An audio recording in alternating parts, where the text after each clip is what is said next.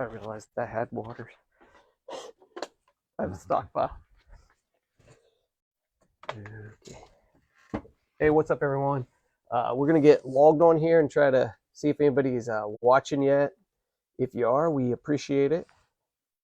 And we're going to talk about a couple things that are coming up, and then we'll maybe kind of get into our subject today.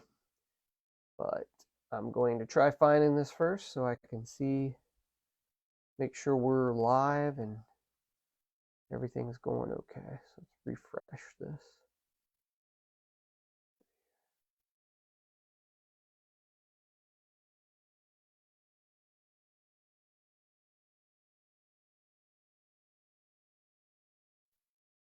Try this again.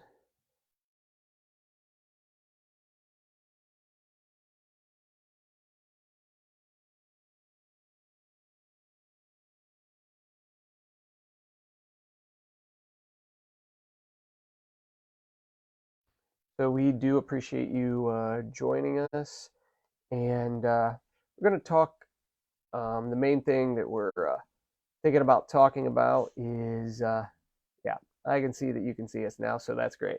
So main thing we're going to be talking about is, or the focus is going to be, is kind of about comps, about what everybody talks about when they're saying comps, I guess what that means, and is it having a direct effect on card shows now. So we're going to talk about that, talk about what people are seeing out at card shows, and even have a couple stories where people have contacted me and they're talking about it, and also something Justin Lamblin, who does the show down in Willersburg, there was something he posted too that kind of addressed the fact of prices at card shows, what's going on, and how that might be a problem, I guess, for people right now. So one thing we want to make sure is that we have some kind of volume, which hopefully we do. I think we might. Yep. So just making sure everybody can hear us too. So we'll turn that off for right now. So hey Vince, hey David, how's it going, buddy?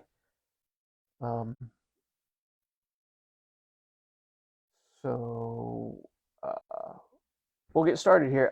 So this weekend is the Hilliard Card Show, and that's both Saturday and Sunday. And if you've never been, it's like what, 70 or 80 tables. Yeah, good show, everybody. It is. It's a good show. Although there is a kind of a large amount of vintage, I guess. If you if you're into newer stuff, percentage wise, if there's 70 or 80 tables, there's 40 of them that are vintage. Yes, there is. So, but it's this weekend. It's every other month, basically. So I'll be there both days. I'll have newer wax and stuff like that. A good selection of stuff like that. Might have some Funko Pops and stuff. I don't believe I'm taking very many supplies. If somebody messaged me and told me to bring something specific, I'll try to do it. But so that's this weekend, Saturday and Sunday. Then the very next weekend is the Southway American Legion show, and it's the third Saturday of every month. And then also a good show, just a little bit less dealers. Yeah, but still a good show. Yeah, there's probably 23, 24 tables there, and it's the exact opposite. There's hardly any vintage. Right. It's almost current guys. A lot of the same guys that do Hilliard do that show, but some of the guys that can't get into Hilliard are able to do my show there on South High Street. So yeah, third Saturday of every month, it's a decent show. And then here at the shop locally, we spent some time late last week planning our December trade day. So for our December trade day, we are planning some pretty big stuff. We had we bi-monthly have a trade night here, trade day. It's Saturdays. Usually we wrap it up about 6 or 6:30. But we've had averaging probably 25 to 30 people. 30, yeah. That's probably normal, 30-ish. So on December 3rd, by the way, everybody, Yeah. in case you would like to join us. Yeah, and that one's going to be a little bit more of in cooperation with the Craft Mall and another business that's up top here in the same kind of strip mall. it's going to be a more or less a Christmas party too. Yeah. And we've got some things planned, some giveaways. Speaking of giveaways, one of the giveaways we have is this Shaquille O'Neal yeah, jersey. this jersey that a big man wore, and by big man we're not talking about Bill. Yeah, yeah. We're talking about a very big man, Shaquille O'Neal. Wore that jersey, so it's an autographed Shaquille O'Neal Beckett authenticated jersey. And basically now through our trade day, including our trade day, any purchase you make get you a ticket for an entry. So if you Yep. come in and you buy something next week, you get a ticket, and you buy something next week, you get a ticket. Trade day, you buy something, you get a ticket. Right. So we're going to do that through trade day. 5 p.m. trade day, we'll be giving it away. We'll also talking about doing a little stocking gift to everyone. And there'll be cookies, pizza, the usual kind of stuff like that. And matter of fact, they are scheduled to have Santa here for kids. So if you want to bring your whole family, again, it's like a whole day. You can bring your wife. There's plenty to look at the craft mall, and your kids, maybe even things for your kids to do. At least see Santa, eat some cookies, that sort of thing. So that's basically like the information of like what's coming up, and we're going to get you more information about trade night. You're going to see it all over social media. And the best we've ever done on a trade night's about 75 to 80 people. And we'd love to hit that with the Christmas one that we're doing December 3rd. So, just keep that in mind. December 3rd, Saturday, December 3rd. Somebody told me it was the Big Ten championship day, but I believe that's at night. Okay. That would be at night, like if Ohio State plays or whatever. Yeah, and on our trade day, if anybody's watching that doesn't know, you're more than welcome to bring your cards down. You can trade with other customers, sell your cards to other customers. You can trade with us, buy stuff from us, trade with us, whatever you want to do, as long as you don't set up like you're setting up at a card show. That's the only thing we're trying to prevent is, well, we have limited seating, so we just we want you to be, respectful to other people and let them have a place to sit down as well. Yeah. Yeah, in this post that I made about this, I said, "Are comps killing cards?" with a question mark, but I made a sad face and it says, "Game Time Collectibles is feeling sad." So we're not sad, actually. We're only sad because our comps killing card shows, and we were just going to talk about that. So, Bobby, you want to try to basically, just pretending that nobody knows what the word comps is or whatever. How would you describe what people are saying when they say comps? It is a app that people bring up for eBay prices to determine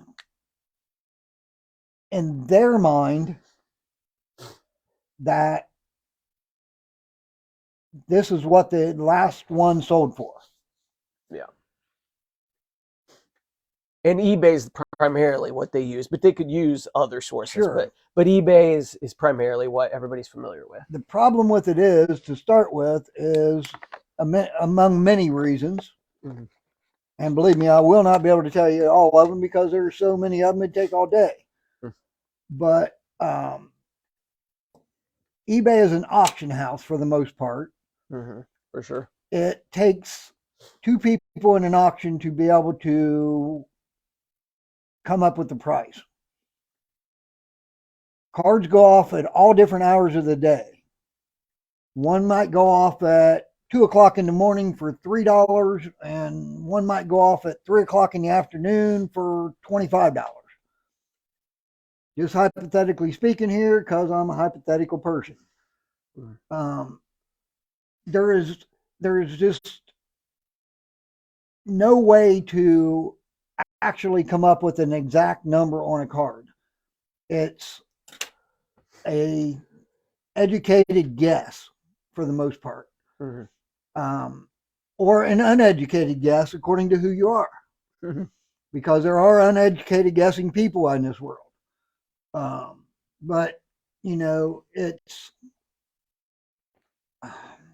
I don't even know where to go with it. There's just so many things that. Mm-hmm. You brought up a good point. I mean, comps, especially the more rare the card is, the less feedback we have to go by. Sure. And then if one went off at 4 in the afternoon on a Tuesday when everybody's at work, or one went off at 8:30 when everybody's home, or one went off during World Series game 5.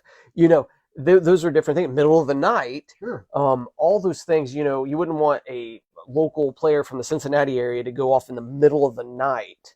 When some guy in California is buying it at 11:30 their time or Yep, whatever. that's right. So some of those things. So it is a little bit opinion based. Now on some basic cards, you can get enough going and get enough information.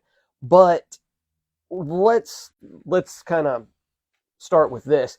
The market's not what it was a year ago. Unfortunately, it's not. No, it is not. It is not what it was. And any of you that are on here, I mean, I can't see the computer from here, but Yeah. if you've been following Rob and Bill, you know that a year ago, they already informed you of this over and over again that this was going to happen. I just told Rob a little bit ago that I felt like at the time that I was in denial. And I'm sure that if you're all honest, some of you are in denial as well about it, or unsure, or undetermined, or unsomething, because the way the market was going a year ago or a year and a half ago, nobody had any idea where the end of the moon was at. Mm-hmm.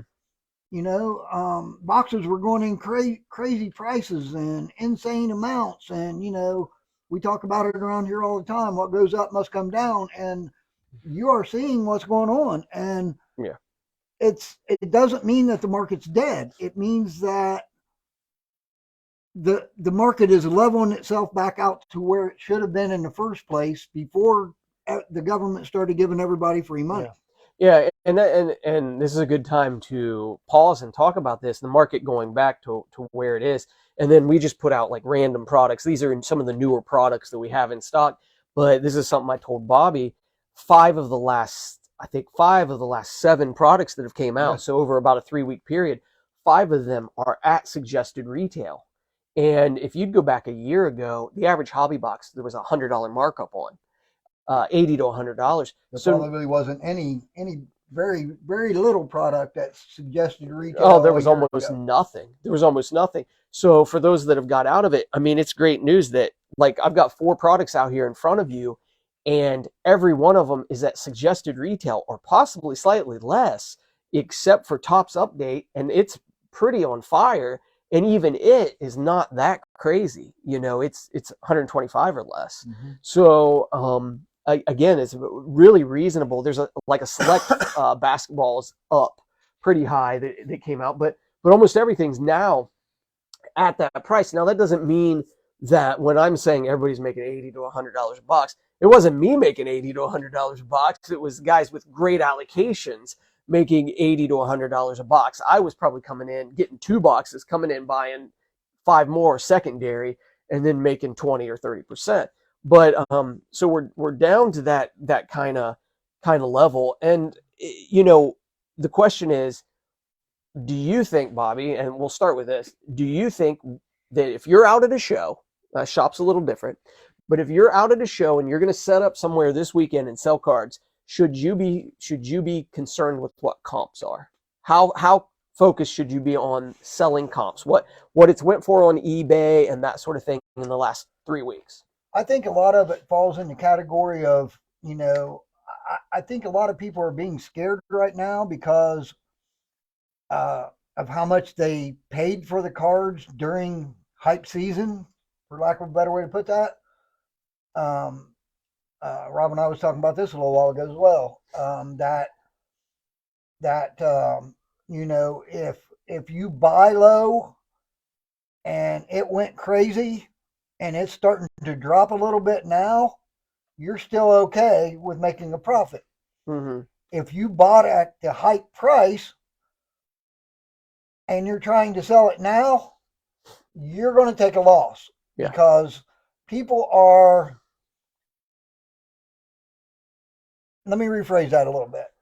If you actually sell it, you don't have to sell your card. That's your choice.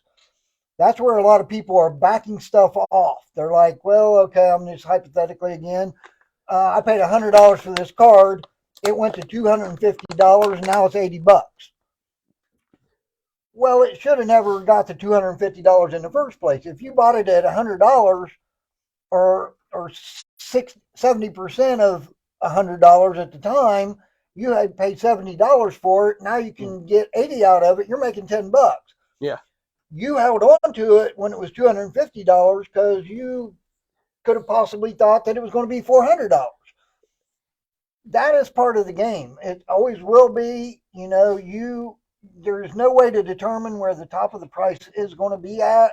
We all go through it. It's a matter of buying the card at the right price, buying the card early enough to be able to not have to worry about taking a beating on it because you paid too much for it. I mean, yeah. And just to clarify, I guess it's exactly what we're talking about. Like, what products are we talking about, or what, we're talking about singles. We're talking about single cards because it is a little bit different. If you sell retail blasters and you're flipping them, it's a little bit different because these products, like these things, and maybe Funko's still in the box, those sort of things, those are collectibles, but they're also a commodity. There's literally a set price. There's a suggested retail price. And I've hinted to this for the last maybe 2 to 3 weeks. So a lot of this stuff has reached the bottom. I know it's reached the bottom because people who pay $5,000 a month rent in, some big city are not buying a product to sell it for less than they made. There's no way. Like, this whole thing would crumble and crash if that was a possibility. So when we're talking about suggested retail and stuff, we're talking about people are still making a markup. You're not going to find these products much below suggested retail. If that begins to happen, we have a much bigger problem. So those are commodities. The single cards have crossed the line from a commodity to literally a collectible. I think the only way that you're actually going to see that happen is if somebody had bought, 5 cases of it and they made X amount of $100,000 on their 4 cases prior to that, and they don't really care about the other case because it's like, okay, well, the market's at $260 a box, and I can take $230, or the suggested retail is $260 a box, and I can take $230 and it don't matter because I've already made a ton of money anyway. Yeah.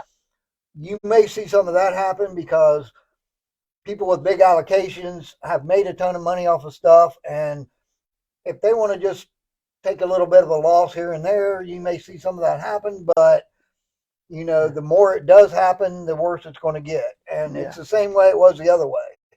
The higher the prices get, the worse it was going to get, because it was eventually going to get to the point where people just said, no, I'm not buying, I'm not paying that much for it. Yeah. So the market has evened itself out. Thank goodness, really. I mean, for those of you who don't see it that way, I feel like you're wrong, because you can get caught up in it and you can get stuck in the middle and those kind of things. But we all needed, anybody that collects cards and anybody that's going on to it with a future in mind with it, needed the market to slow down a little bit, because it was the only way we was going to settle things out. It was the only way. There was, there was no way that, a suggested retail box at $150 getting to be $600, maybe $800, maybe $1,000, maybe $1,200 was ever going to get fixed if it didn't slow down somewhere.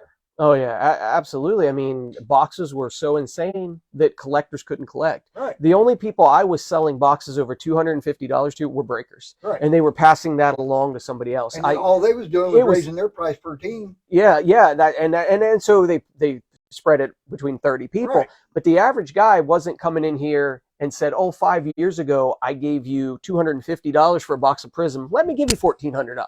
Yeah. Like, that was not happening. Right. And so this had to change a little bit. We had to start to back off. But staying focused on comps, first of all, we appreciate the comments, guys. But speaking of people who made big money during all this, David Franklin, Dave that sits up across me from Hilliard. Do you know him? Oh, okay. Yeah. But he said, he had a good point. He's like, I'm sure I'm wrong in my thinking here, but once it sells, that is no longer comps, because I would bet that person isn't going to sell it for what he paid for it. That's true. Once the transaction's made, there's not another one to make that transaction. Right now, the current price that you see before you is kind of the current price, not the price that happened 3 months ago. So I kind of see anything and everything is only worth what you can sell it for. Yeah. Doesn't make any difference whether it's a wheat penny or a Mercedes Benz. Yeah. It doesn't make any difference what it is. It's still only worth whatever you sell it for at that moment. So yeah, I mean, I agree with you, but and that's what's really wrong with comps is, people use it like it's a Bible nowadays. Absolutely. And it's like not. they did the Beckett 20 years Really ago or same 10 years ago. Scenario. They just got it in their hand and it's smaller and they don't have to go buy a new one every month. Yeah, and I'm not suggesting people overpay for stuff, but I'm going to give you two examples too. And wait, let's say Vince set up at he set up at Xenia, I know last weekend, set up at Caesars Creek show with me, and he said he had a kid get upset with him that he wasn't willing to sell a card at comps, but Vince said it was one of the hottest players in the market. So that's what everybody's buying, Vince. People are not buying your scrubs at comps. They're buying the hottest cards on the market and wanting them at comps. Yeah. And according to what you have in it is according to what you have to have out of it. I don't care what comps are. Yeah. So I had a guy contact me. He actually super nice guy. So this is no cut on him at all. This is just our conversation, and I found it very weird. And I'm about to share something else with you that another show promoter conversation he was having. But a guy contacted me, and he wanted into the Southway show, and was kind of shocked I couldn't get him in, which is a weird side effect of this. Is even though things have slowed down, to get into shows is still very difficult. There's still huge waiting lists. You still have, what I was going to say is you still have your waiting list waiting, and people you've been having to back off no matter what. Yeah, and maybe more people are thinking about selling, so maybe it's not that strange at all. But anyway, he was talking about the Caesars Creek show, and he went down there, and he was surprised at the Caesars Creek show that he was like, so many people weren't really close to comps. Like, he's like, you might have $60 on a card or $80 on a card that recently sold for $65 or $60. So part of me is like, okay, yeah, I get what you're saying. I do understand what you're saying, but it's not like this stuff that has a suggested retail price. It's not like, things like that have a suggested retail, a true market, or like you mentioned, Mercedes. Mm-hmm. Obviously, Mercedes is only worth what somebody's willing to pay, but there's a minimum suggested retail price, or that whole thing collapses, right? People stop making Mercedes. But with single cards, there's not really like that sort of thing. But at the same time, if you get it graded, you've kind of took it more of a step toward a commodity. It's starting to have more of you've added value to it. But not just that. Hopefully. Yeah, hopefully you've added value to it if it grades right. But it's also just the idea, okay, if you come to my table and I'm selling singles, which I don't, so I don't sell singles, but you come to my table and you're like, hey, the last one sold at 65. Can you do 65?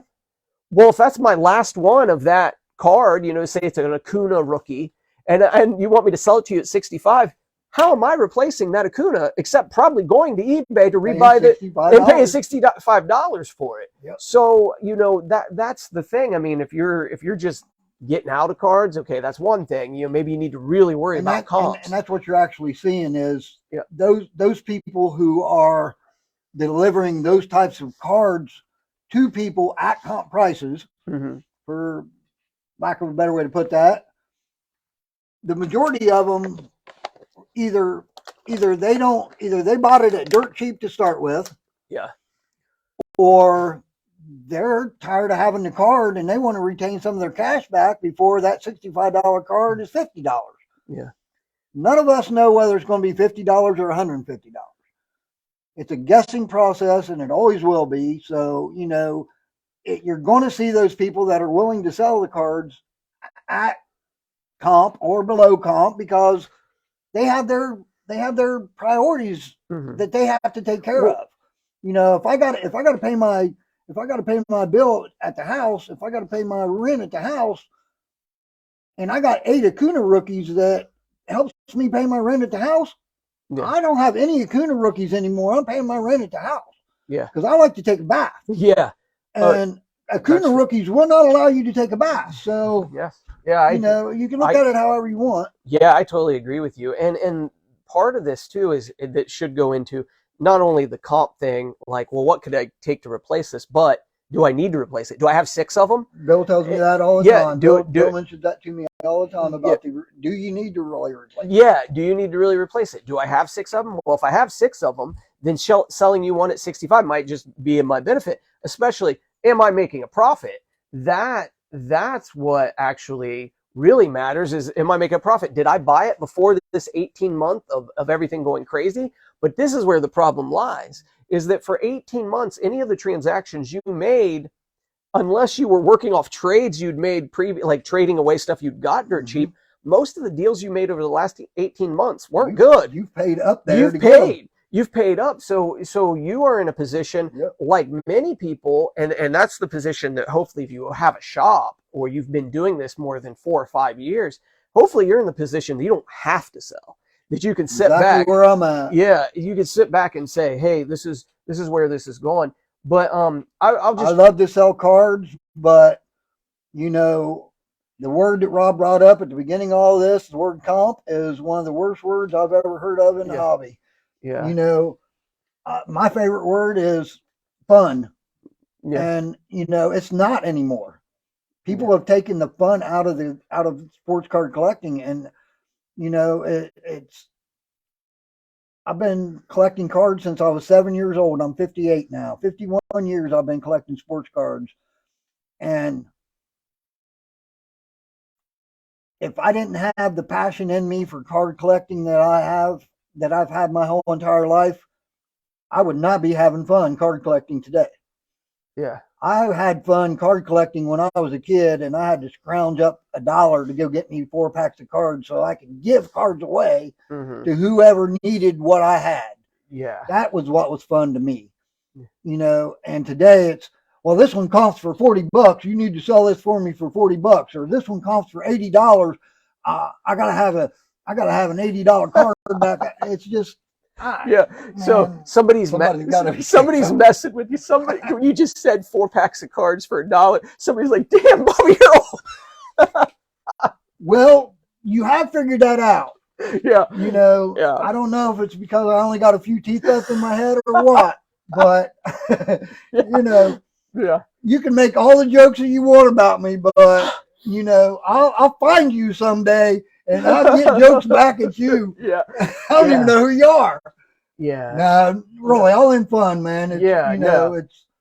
So somebody asked a question, and I'll get your opinion on it too. Sure. Do you think modern card market is more volatile than vintage market in that respect? Volatile, meaning what? In the word volatile. In the word volatile. So I feel like he's asking, do modern cards go more up and down like this than say vintage?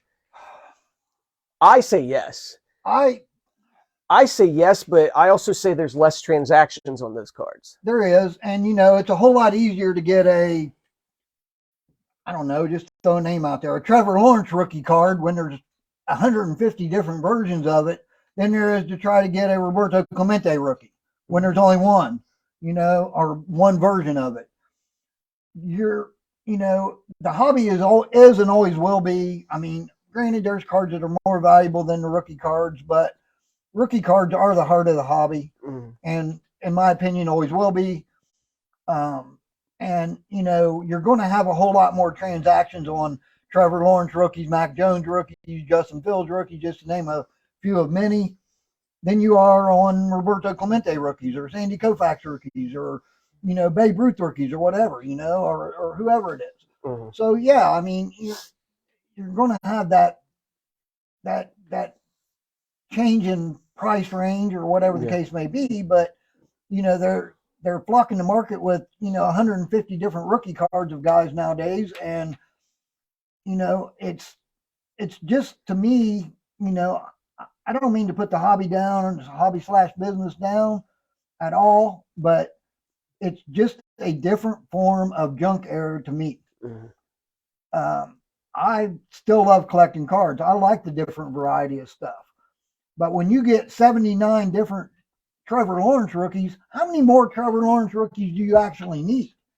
You know, I mean, are you trying to get a rainbow of every Trevor Lawrence rookie ever made or what? I mean, you know, there's Yeah. just so many ways to look at it. People are getting tired of, you know, it's the next guy coming out, the next guy coming out. You get the Chris Olave rookies, and you get 5 or 6 of them, and you're like, okay, I got enough. And you go on to the next guy, and you're like, okay, well, I got enough of the next guy. And it's just eventually, it's people just are like, unless you're trying to do the rainbow collar thing or whatever it is, and stuff like that, you just get tired of collecting the same rookie guys over and over and over.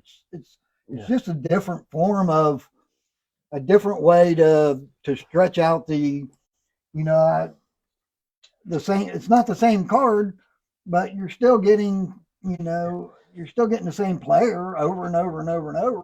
I mean, I still go out and buy. I probably got 200 Trevor Lawrence rookies, different versions for the most part. But when I see them in dollars or $2 boxes, I buy them because I Hmm. think it's a good investment. And I don't know if it is or isn't, but it's where I put my money at. Yeah. I mean, Yeah. Yeah. I agree with you. I don't know. So, talking about card shows, I was going to read. This is from another card show promoter. So I was just going to set Okay. this up a little bit to say that when we started talking about what we were going to talk about today, I did do a little bit of research, and this that shows are doing bad. This is, I know people that were out doing shows every weekend. They're like, I'm laying off. I'm laying off doing shows. But then there's reports of guys that are doing like Chantilly or doing the Nashville Card Show, Dallas Card Show. There's some guy at Nashville Card Show that's been doing cards for 15 years, and he said he set up there and did nothing, made no money, like an established dealer. So this idea that it's doing bad is out there. Card shows are not, you're not making as much money. I'm not making as much money. That's pretty much an established fact. But we also say that there's more card collectors in the hobby, more traffic at the shows, or at least about the same. So if you go back to a year ago, you would go up to a table and you'd be like, hey, what's the best you can do on this? And they'd have $80 on it, and they'd be like, $80. Next week you see me, it'll be 90, because we were all just so afraid we were going to miss out on the opportunity of that growth. Yep. And people were doing it with wax and everything. But this is something that, so I'm going to shout out to him because I'm mentioning his name. Justin Lamblin posted this. It wasn't to me specifically. It was to people that set up at his show and dealers. And it's kind of dealing with the idea of comps and stuff. And Justin Lamblin has a shop in Wheelersburg, Ohio. He puts on a show in Wheelersburg, Ohio at the Gathering Place. And if you're in Southern Ohio, definitely check out his show or check out his shop. I've been there one time. I really enjoyed going. I wish I could go back to it. Yeah. So this is something that people came to him, kind of like the guy from Caesar Street came to me. And this is Justin Lamblin talking. He says, I have received feedback about items priced at the show. The only thing I can give you advice on is if you have your cards priced right, and he capitalized right, you will make money. Okay. So stopping there, right is kind of comps. What is right? I mean, right is kind of comps. Okay, so some have said that they noticed not just at my show, which is a good point, but at other shows, how cards are still being priced when the market was at its, he capitalized this, highest mark ever, which totally agree. We all knew it wasn't going to, and there are still people out there that just are slowly realizing, if you sell boxes of cards, you're going back to making 10, 15 bucks a box. You're making 20% max. If you're making 30%, you're probably not going to be in business very long because people are going to find people willing to make 20%. Mm-hmm. And so I would just recommend being a little closer to the true market or comps, or hanging on to something that will go back up eventually. That's your choice. I really think if you're setting up, that is your choice. You decide, I could make money on this selling it at about comps, or I can't make money selling this at comps, and I can afford to hold on to it. I've only got 2 of them and I want to hold on to it, or I'll clear off a few of them. Right. So we are in some tough times in this business, and we will grow and get back to where I know it can be. I think that too. Matter of fact, I think the signs are all pointing toward this kind of turning around. And again, I'm not being political, but it looks like Republicans made a very good stand yesterday in the elections. If Republicans take House and Senate control, it builds consumer confidence, even if they really can't do anything. Even if, we have some political analysts telling us to our face, it really isn't going to change much. The White House will block everything. it just builds consumer confidence, and stock market's going to pick up, and everything's going to slide downhill in a positive way. And the above feedback doesn't apply to everyone, but it could be potentially the reason that certain dealers don't do the best. And so what he said there kind of tied into what we were, what we're talking about, what we're thinking about here. So, not to get off the note or anything, but this might be a little off the what was being discussed there, but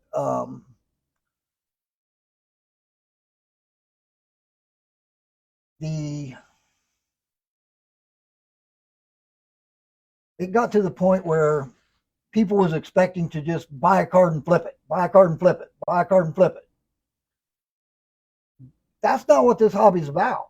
This hobby's about saving the card for a few years until the card increases in value. Yes. It's always been that way. You're not supposed to just buy a card one day and sell it the next day for 80% profit. And you're not supposed to do that with boxes as well. You're not supposed to do that with anything. You're supposed to keep it and save it and collect it. That's what it's about. It's card collecting. That's what it's about. Yeah. It's not card selling. It's not card buying and reselling tomorrow for an astronomical increase in value. That's not what card collecting is about. Card collecting is about saving the card for 4 or 5 years, like you have to do with Bowman. That's why Bowman is the way Bowman is, because those guys don't even hit the majors for 4 or 5 years past when their cards come out. Yeah. So it's about card collecting, where people have mistaked it in this COVID situation in these last couple of years to buying it one day and selling it for a huge profit the next day. That's not card collecting. Yeah, that's investing in tomorrow's. Yeah, there were guys that just decided, I'm not going to get a real job. I'm going to go stand in line at Target and make $300 a day by driving around from Target to Target or whatever. And that wasn't going to last. And so these last two guys, it's been told to on here a number of times that wasn't going to last. So if you listened, great. If you didn't, that's your own mistake. Yeah, and I'm sure other people were like saying it wouldn't last. Bill and I don't get YouTube money, and we're just telling you the truth, because we're not trying to paint it more rosy than it is. Again, I think that cards have came back around. I think Fanatics' at least intention is to play well with, or to cooperate with local shops and stuff. So. I do feel that. So, but anyway, we'll wrap this up. But both Matt and Steve had very good points here, and both of them, it kind of worked on the whole comps idea in the opposite side. As a seller, you go up to somebody's table and you say, hey, here's comps on all this stuff would be $2,000. I'm going to give you $1,000. That can be the opposite end of this, where, it's not just the customers looking for comps. The people purchasing or the reseller might want to devalue your cards to comps, but then not be willing to sell you at comps. Still wanting to make a profit from comps, but not willing to come to comps to sell you. So that is also an issue. We all have to find a margin. We all have to find a profit margin somewhere along the way. Yeah. I mean, you're going to pay taxes and fees and all that kind of stuff when you sell on eBay or whatnot, or wherever you're going to try to sell your cards at. For the most part, we got to pay rent here and everything else, so we pay too. It's not like we own this building or anything, or much of anybody owns a building. They're pretty much everybody's renting what they own, what they have. Yeah. And they get, whatever profit they make is going out their hands into somebody who owns the business. And let's just be honest. Everybody's in a different situation, but we're seeing 5 people a day. I mean, that's probably, we're seeing 5 people a day. I mean, Matt's in here. Matt's in here right now. He might be 6 today. He's number 6. He says he's number 1, though. Number 1. I don't know what that means. No, I definitely saw other customers. I'm just kidding. But anyway, they're definitely, I'm losing my train of thought here, but there definitely is this point, like we're seeing 5 people a day. We're not seeing 35 people a day. Right. So if you come in here, honestly, I don't even mess with singles, but you catch me and say I'm the only one in here, which hardly ever would happen. But you catch me in here and you come in here and bring me a stack of cards, I'm looking at eBay and I'm offering you less than comps because the only way I'm moving those cards is on eBay. Yep. And they're going to take 11% from me. So Yep. so And you it got to is. put it on your taxes after that. Yeah, it's true. So it's true. it is hard to get around the big guys who control the business because they want their cut of the pie as well. Is Bill controlling the business? Bill big thinks guy. he is. Bill tries to big control guy. the business, Yeah. but he's off on his ocean liner right now, so he can't control it right now. But anyway, it makes it really difficult, both sides of the picture. I mean, everybody's trying to find that margin, and it's sort of counteracting each other because, you want to make $1 and I want to make $1. Well, we're not willing to settle for 50 cents. Yeah.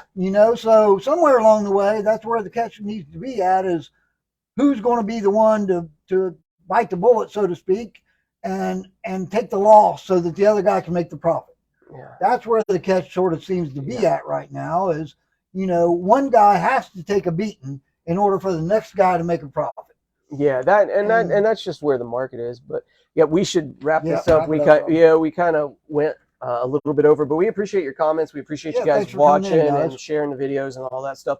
So again, this is just brief. This weekend, if you're in the area, you want to stop by Hilliard, the Columbus Sports Card Show. It's in Hilliard, Ohio. It's Saturday, Sunday. Sunday, it's pretty much over by 2. Saturday is probably more like 10 to 4. And then the very next weekend, my show, Southway American Legion, third Saturday of every month through 2022, 2023. And then we are working on the biggest trade night we've probably done, at least comparable to the very first one when we moved over here, and giving away a Shaq jersey autograph. And it's just any purchase throughout the next few weeks to get you a ticket entry into that. So we hope you can make it out. It's going to be a Christmas party. We're not looking for it to be profitable. It's kind of like customer appreciation thing is kind of what we're saying there. So, but thank you for taking the time to watch us. Yeah, thanks, guys. And if none of you want to hear me speak, you're in luck, because Bill will be back next week, and you won't have to deal with me again until he goes on the next cruise in April. So you're in luck, and if you like hearing from me, I appreciate everybody, and we look forward to seeing you on December 3rd. We hope you get down here. We'll buy you pizza and cookies, and you can see Santa Claus. Yeah, you should be able to see Santa. So thanks for watching. Yeah, you take care.